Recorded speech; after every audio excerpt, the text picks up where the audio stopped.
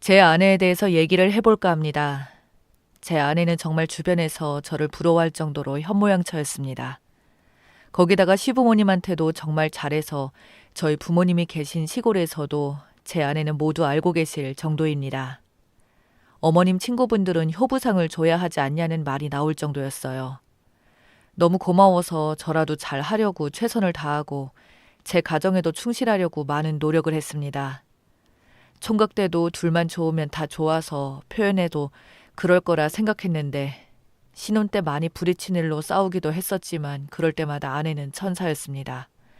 다 참고 지혜롭게 해결해 왔죠. 그래서 싸움은 결혼 생활 20년 동안 정말 거짓말 같지만 크게 한 번도 싸우지 않고 지냈습니다. 아내가 집에서 워낙 내조를 잘해줘서 저는 일만 열심히 하면 되었거든요. 그렇게 20년을 같이 살다 보니 서로 싫고 좋음이 보이고 서로 눈치껏 배우자를 위해 최선을 다하면서 살았는데 어느 날부터 애엄마가 달라지기 시작하는 겁니다. 회사에서 알게 된 동기 언니라는 사람을 알게 되면서 자꾸 밖으로 돌기 시작했고 나가기만 하면 술을 먹고 오는데 그것부터 이상했습니다. 그러더니 날이 갈수록 때가 되어도 들어오지 않는 날이 점점 많아졌어요. 술도 잘하는 편이 아닌데 술을 먹고 들어오고 이제는 아예 저녁 시간에 맞추어 음식 배달을 해두고 나가더군요.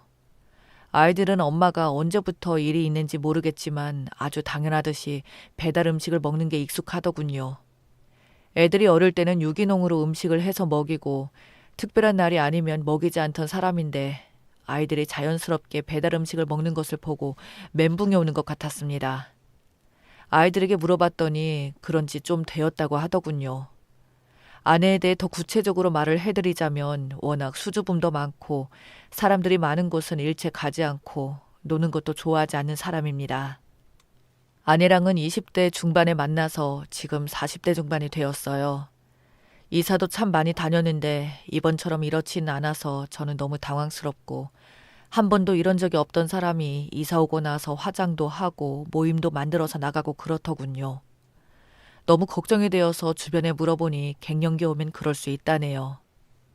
제가 남자여서 그쪽으로는 아는 것이 없어 달라진 아내를 위해 검색도 해보고 전화 상담도 해봤습니다.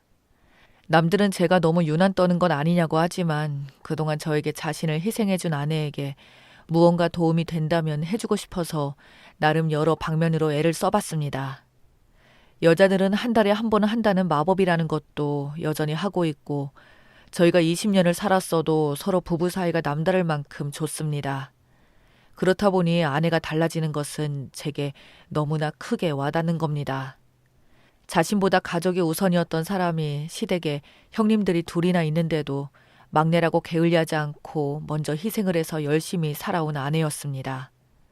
이 사람이 이제 지쳐서 그런가 싶어 아내 지인 중 제가 아는 분이 있어서 물어보기도 했는데 전혀 아내의 상태를 모르고 있고 이상한 건 이사 오고 나서 자주 하던 연락은 끊겼다고 하더군요.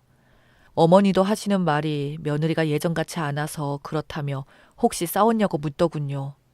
부모님들은 저희가 싸움이라는 건 전혀 안 한다는 걸 알면서도 몇 번이나 행동이 변했다며 물어왔죠. 어머니 말로는 어디 가려는지 급하게 본인 할 일을 끝나자마자 가버렸다고 하더군요. 워낙 부모님한테도 딸처럼 하나하나 챙기면서 본가에 한두 시간은 기본으로 있다가 온 사람인데 1시간도 채 있지 않고 갔다고 해요.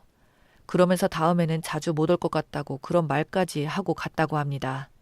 그래서 부모님들은 애들이 크니까 돈 들어갈 일이 많아서 며느리가 일을 하려나 보다 생각하고 더 이상 묻지 않았다고 하더군요. 저는 먼저 말을 할 때까지 기다려야 하는지 아니면 먼저 물어볼까 많은 고민 끝에 일단 가볍게 물어봤습니다.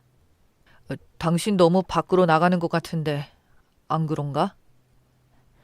그동안 20년 동안 집에만 있었으니까 이제 나갈 때도 됐지. 집에만 있으면 몸에 곰팡이가 돋는데. 그런 소리가 있었어? 몰랐어. 언니 알게 되면서 여러 명이 알게 됐는데 너무 재밌어. 나이들이 있어서 그런가 농담도 하고 너무 웃다가 시간 가는 줄 모르고 늦은 거야. 애들이 배달 음식을 너무 쉽게 먹는 것 같은데.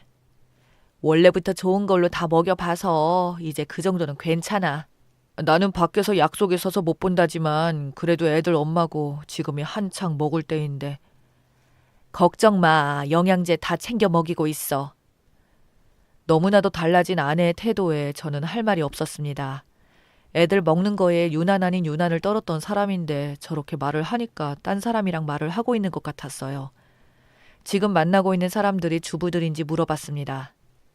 이사 온 지 3달밖에 안 됐는데 그렇게 친해졌어? 응, 그동안 뭐 하고 살았나 모르겠어. 자기 현모양처였잖아. 가족을 위해 최선을 다해 살았잖아. 그래서 내가 되려 고맙고 또 고맙지. 그러니까 바보처럼 살았다는 거지. 억울해. 왜 그래? 아는 언니들이 나보고 바보래. 그렇게 살지 말라고 해서 생각해보니까 진짜 억울한 것 같아서.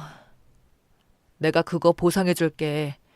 나도 이제 회사에서 인정받아서 안정되었고 애들도 자기 자리에서 최선을 다하고 있으니까 내가 이제는 당신을 위해서 살게. 했더니 한 번도 볼 수 없었던 모습으로 지갑을 들고 또 나가더군요. 순간 저도 뒤따라 가려고 했는데 아내의 모든 행동이나 말들 때문에 어리둥절하고 있다가 아내가 나가고 저는 뒤따라갔습니다. 이미 그 언니라는 사람들과 약속이 되어 있었던 것 같았습니다. 호프집으로 자연스럽게 들어간 아내를 보니 언니라는 사람이 따라준 술 원샷 하는 것을 보고 깜짝 놀랐습니다.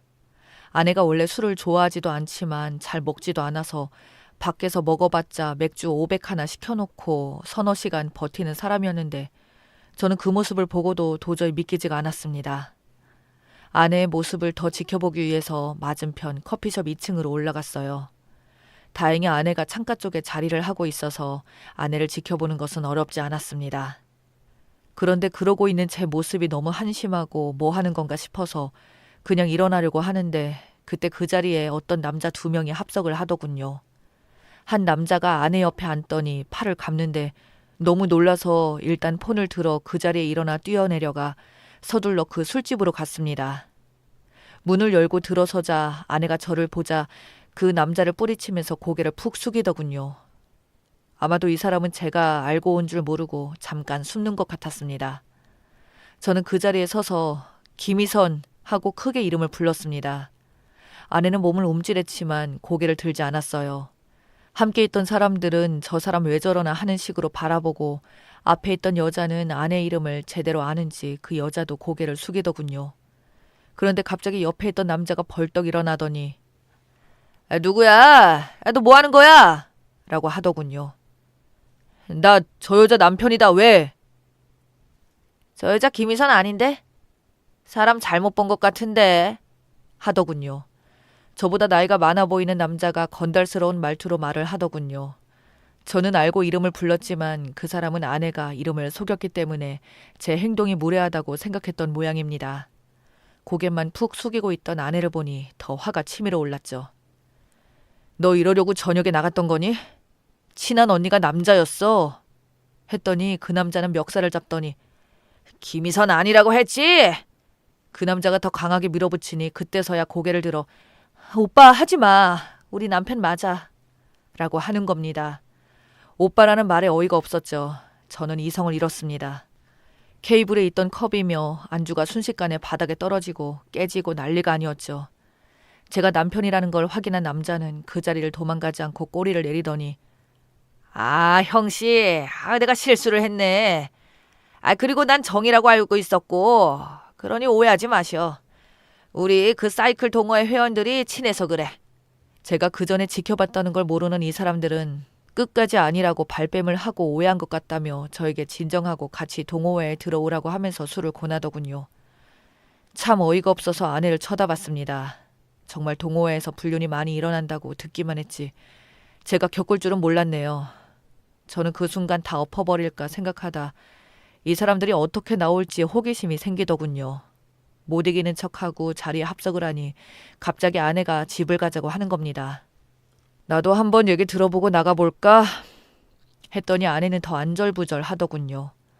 많이 어색한 분위기 속에 얘기를 하려고 하는데 같은 동의 회원으로 보이는 사람들 몇 명이 또 오더군요. 이제 막 도착한 이들은 제가 아내의 남편인 줄 모르고 농담을 시작하는 겁니다.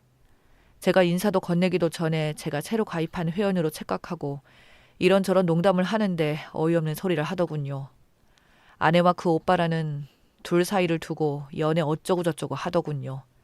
저는 밝은 표정을 하면서 그 농담에 합류를 했어요. 둘이 진짜 잘 어울리네요. 했더니 나중에 온 새놈 중 한 명이 갑자기 내가 그럴 줄 알았어. 내가 처음 모임 끝나고 거기 가는 거 봤잖아. 저는 그때 2차로 이성이 끊겼습니다. 그 남자를 방패 삼아 숨어있는 아내의 머리와 옷을 잡아 끌었고 나중에 참석한 그들은 말리면서 욕도 하고 서로 싸움까지 났습니다. 나 저 여자 남편인데 왜? 할 말 있냐? 그래도 여자인데 이러지 마. 너 마누라가 같이 뒹군 놈이 옆에 있는데 눈이 안 돌아갈 것 같아? 너 같으면 그럴 수 있어? 했더니 한 발 물러섰고 저는 그놈도 멱살을 잡아버리고 싶었지만 주변에서 신고해라 라는 말이 나오니까 그 늙은 놈이 내 앞에서 무릎을 꿇고 사과를 하더군요.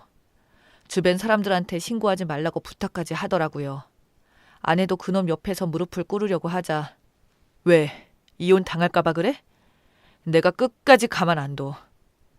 그때 경찰이 도착했고 다 같이 조사를 받았습니다. 이놈 알고 보니 상습범이더군요. 여기저기 등산 동호회에서 이런 짓을 하다가 잘려서 이젠 사이클 동호회에 가입을 해서 아내처럼 순진한 아줌마들 꼬셔서 돈 뜯어내고 했던 전과도 있는 놈이었습니다. 아내가 제대로 걸린 거죠. 아내는 집중 조사해보니 저도 모르게 비싼 건 모아뒀던 거 다 그놈한테 다 줬더군요. 제가 늦게 알았다면 앞으로 적금 만기되는 것도 그놈 손에 넘어갈 뻔했습니다. 집안 폐물은 이미 다 팔아서 알게 된 언니 집에 옷이며 사이클 다 쟁여놨더라고요. 물건이 너무 많이 쌓이니까 원룸까지 얻어서 물건을 거기다 숨겨놓기까지 했더라고요. 이사 와서 돈이 많이 들어간다며 대출을 조금만 받으면 안 되겠냐고 물었는데 다 계획이 있었던 겁니다. 애들 학원비라고 준 것도 여기에 다 날리고 자전거에 다 쓰고 있던 것들 보면 그 짧은 석 달이라는 시간에 20년의 긴 세월이 사라져버렸습니다. 아내의 바닥을 보고 나니 믿음 같은 것이 내 마음에 있지 않았습니다. 아이들도 사실을 알게 되면서 엄마를 버러지 취급하고 지금 어디서 뭐하고 사는지 모릅니다. 이혼하고 바로 잠적해버렸거든요. 죽지 않았다면 어딘가에 살고 있지 않을까 싶습니다. 후기 사연이 있습니다. 참 소름 돋는 얘기를 하려고 합니다. 하루아침에 사라진 아내에게서 전화가 왔습니다. 돈 요구를 하더군요. 돈이 없으면 자기는 맞아 죽는다고 살려달라면서요. 아내의 전화를 추적해서 알아보니 허름한 방이 하나 있는 곳에서 지내고 있었습니다. 20년을 같이 살아온 정이 있어서 그런지 아내의 모습을 보고 마음이 그랬습니다. 그런데 그 감정도 잠깐이었어요. 방구석에 이불이 펼쳐져 누가 누워있는 것 같아서 봤더니 그 오빠라는 사람이었습니다. 그 사람이 약물 중독에 도박에 미쳤다고 아내가 그러더군요. 겉으로 봐도 아주 처참했습니다. 아내도 이제 중독이 되어 있는 것 같더군요. 알코올 중독까지 되어서 예전의 모습은 전혀 찾아볼 수 없는 몰골이었습니다. 저를 피해 도망온 곳이 그놈 집으로 와서 살고 있었더군요. 아내는 의도치 않게 중독이 되어 이제는 약이 없으면 안 되는 상황이 되자 저에게 전화를 했던 것입니다. 저는 바로 신고를 했고 아내는 지금 감옥에서 벌을 받고 치료 중에 있어요. 아내와는 이것이 끝이 아닌가 싶습니다. 빚 감당은 이제 처가에서 하기로 했습니다. 저는 아이들이 무사히 잘 커주기만을 바랄 뿐입니다.